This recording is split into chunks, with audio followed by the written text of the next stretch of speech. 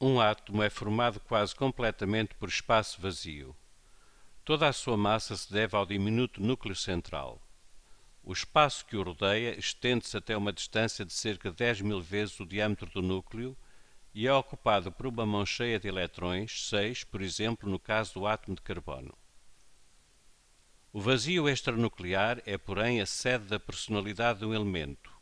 O núcleo é um observador passivo, responsável por dirigir o conjunto de eletrões em seu redor, dos quais apenas alguns participam nas reações químicas. Os cientistas não puderam resistir à tentação de supor que os eletrões eram como planetas para o núcleo estrela. No entanto, este modelo planetário adotado, entre outros, por Niels Bohr, estava errado.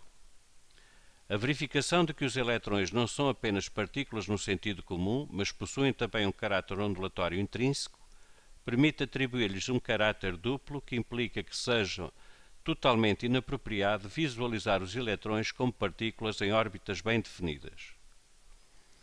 Por volta de 1926, Erwin Schrödinger desenvolveu uma equação que, quando resolvida, permite obter informação acerca do comportamento dos eletrões nos átomos. As soluções desta equação permitem calcular a probabilidade de encontrar o eletrão numa dada região do espaço e não a sua localização precisa em cada instante, como na física clássica. Como se designam os eletrões que participam nas reações químicas? Vamos fazer revisões sobre alguns conceitos e voltaremos à resolução do problema. Vamos falar agora de configurações eletrónicas dos átomos dos elementos e verificar que existem regras e princípios para que possamos escrever essas configurações eletrónicas no estado de menor energia, ou seja, no estado fundamental. Comecemos com a distribuição eletrónica para este átomo de oxigênio. Como sabemos, tem número atómico 8 e, portanto, terá que ter 8 eletrões. Os 8 eletrões estão aqui. Existem 2 eletrões no orbital 1s, 2 na 2s, 1 na px, 1 na py, 1 na pz e está aqui um eletrão na orbital 3px. Por que é que esta configuração eletrónica não está correta se quisermos que ela represente o estado fundamental? Não está correta porque este eletrão está numa orbital mais energética do que qualquer uma das orbitais 2p.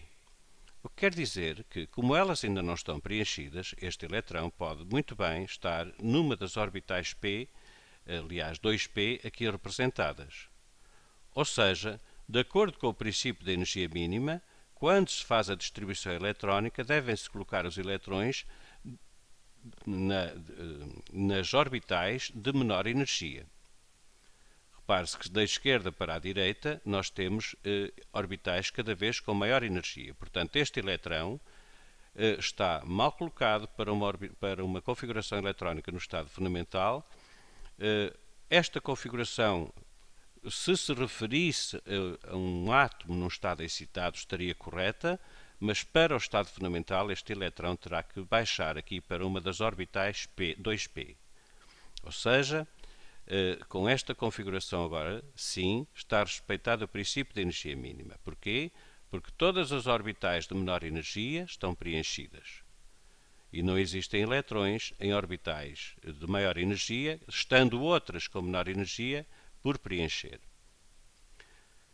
Vamos ilustrar outro princípio que temos que respeitar para fazer as configurações eletrónicas. E se olharmos para esta configuração eletrónica, ela não viola o princípio da energia mínima. Todas as orbitais de menor energia têm eletrões, não havendo eletrões, por exemplo, aqui na orbital 3p. Mas, se olharmos com atenção, a orbital 2px tem 3 eletrões. Ora, de acordo com o princípio da exclusão de Pauli, as orbitais podem alojar no máximo 2 eletrões, um com spin mais o meio, outro com spin menos o meio, de maneira que esta orbital aqui viola o princípio da exclusão de Pauli e não traduz configuração eletrónica nenhuma. Ou seja, para que possamos fazer isto corretamente, teremos que deslocar um eletrão da orbital px para a orbital pz. E já vamos ver por que não para a py. Portanto, princípio da exclusão de Pauli, 2 eletrões no máximo por orbital com spins antiparalelos.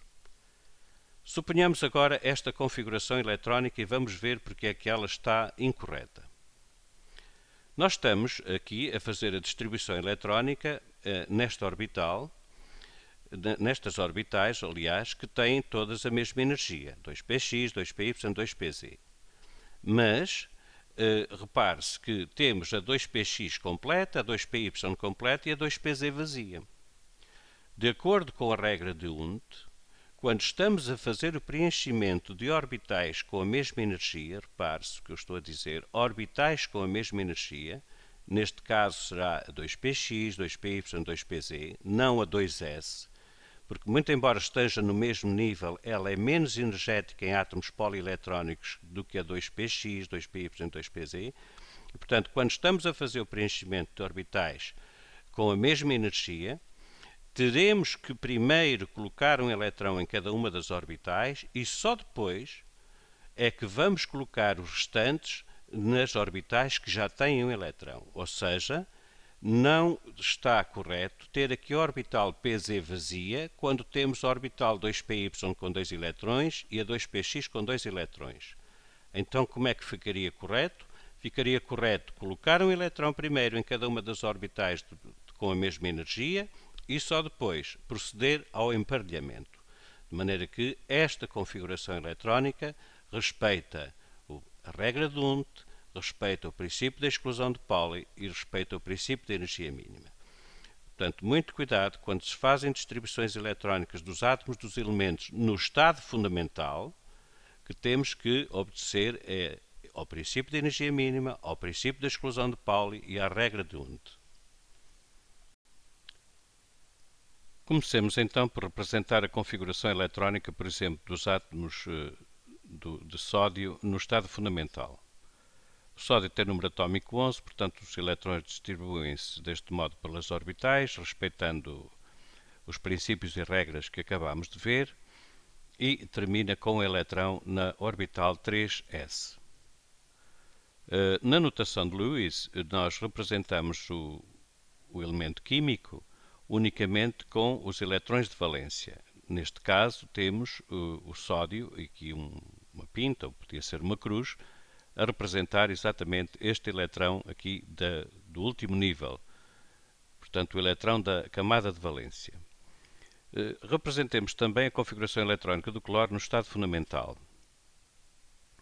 Obedecendo às regras e princípios acabados de ver, concluímos então que a configuração eletrónica no estado de menor energia será esta, e dá-se realce aqui aos eletrões da camada de valência, que são 7. Ou seja, na notação de Lewis, escreveríamos a configuração eletrónica do átomo de cloro deste modo. Portanto, estamos a ver que os eletrões que participam nas reações químicas são os eletrões mais energéticos, portanto, são os eletrões mais externos, são os eletrões que se designam por eletrões de valência.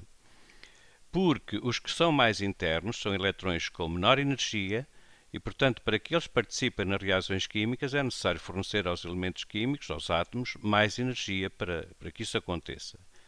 E nos processos do dia-a-dia, em geral, os eletrões que participam nas reações químicas são só os da camada de valência.